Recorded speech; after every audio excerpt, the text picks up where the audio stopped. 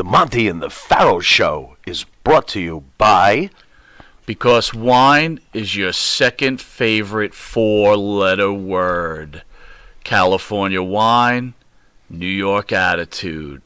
Good fucking wine. Yeah.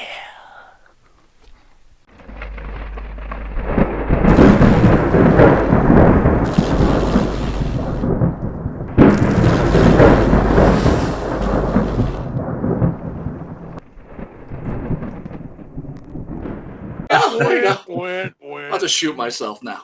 Oh, God. Listen, if anyone's looking for a lot of wrestling talk tonight, it's not going to happen. There is a few things we're covering, but it really has to do with situational things. So last week, Jimmy was in New York, and I had the honor, I guess, of interviewing Rachael Ellering. So I asked her the question about the PC environment in pro wrestling against Hulk Hogan, Tessa Blanchard, and we'll talk about Vinnie Mac later, but she felt that she had no comment for Tessa Blanchard, right? No comment.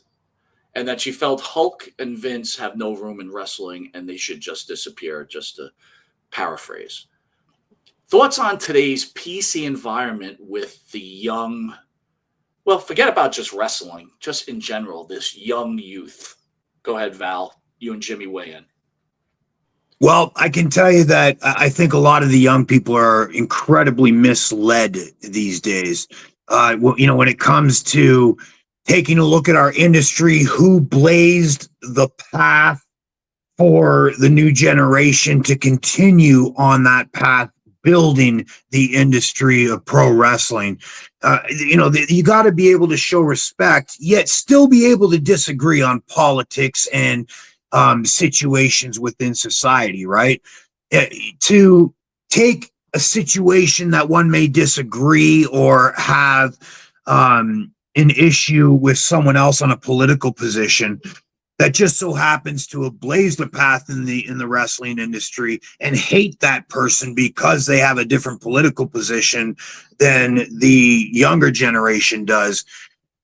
I mean, to me, that is childish. You should absolutely be able to disagree with your friends and your colleagues and your family members on political issues, yet still love and respect those people.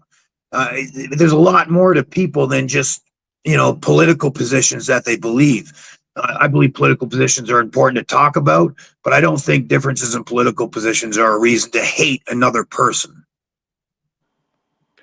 We live in the day and age of the participation trophy. It is a day and age where apologists are only so sorry unless you exist in their own window. People are feel a very false sense of power and use the internet to their ideologies the best they can, and you see it all the time.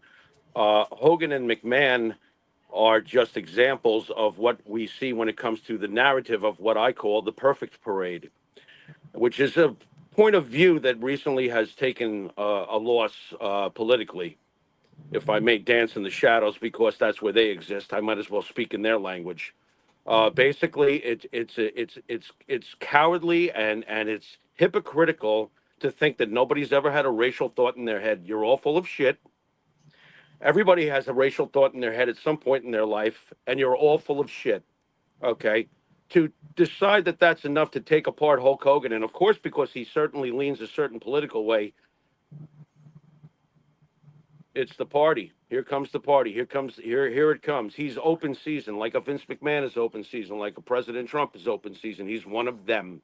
Well, let me ask you this, Val. So you talked about the political end. How about the racial end of a Tessa Blanchard she's been accused of, or Hulk Hogan, who was caught on video using racial slurs. Do you think that's something that someone should be crucified for the rest of their life? No, I mean, obviously I think we all can agree that racism is, number one, it's a distraction. And number two, it's just an emotional connection to something that's completely irrelevant in human life. It doesn't matter what one's skin color is when you look at the basic root facts of the foundation of the issue. Skin color does not matter. We're all human beings. No matter what your skin color is, you have a right to life, liberty, and property. And we need to respect those three: life, liberty, and property. We respect other people's rights to life, liberty, and property.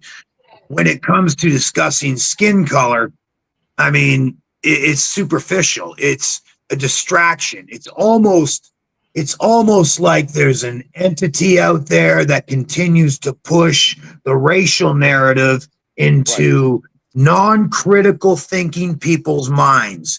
And when you send that message into non-critical thinking positions' minds, that what the propagandists attempt to do is use an emotional connection to drag those people into a fit of anger and hatred. And that's what we see. The left is so easy for the media to drag the leftist mindset into a pot of anger and hatred. You know, like a lot of people, when this whole thing went down with Nyla Rose, for example, you know, I state the fact, Nyla Rose is a man. That shouldn't be a controversial thing to say. But there's an emotional connection that's been propagandized into leftist minds that if they hear me say Nyla Rose is a man, that should trigger them to hate my guts. I'm stating a fact. I'm not stating it out of hatred. I'm not stating it because I despise Nyla Rose. I don't know Nyla Rose. Nyla Rose may be a fantastic person. I'm just simply stating a fact that Nyla Rose is a man. And there's some political issues that I think adults need to discuss, because right now in society, we're using a very powerful form of propaganda, media. AEW has an incredibly powerful platform. They can call themselves entertainment, and they are, but you need to use, when you have the power of entertainment that AEW has, you have the power to very subtly put messages into people's minds and lead them down to normalizing something that should never be normalized. What Nyla Rose suffers from is a very real issue. It's called gender dysphoria. That's a very real issue. I'm not hating on Nyla Rose by stating that Nyla Rose suffers from gender dysphoria. To feed into gender dysphoria, to me, is evil. You don't feed into cancer. You don't feed into schizophrenia. Why do we now feed into gender dysphoria? Because it's been propagandized into leftist minds.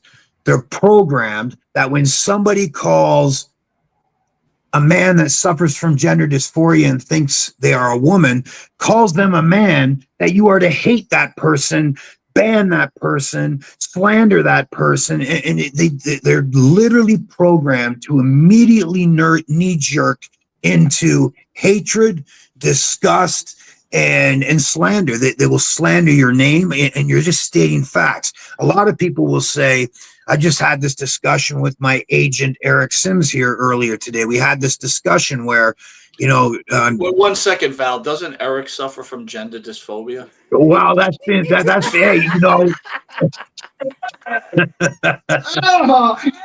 No, it's too early, Eric. No. Here we go. Well, all down here.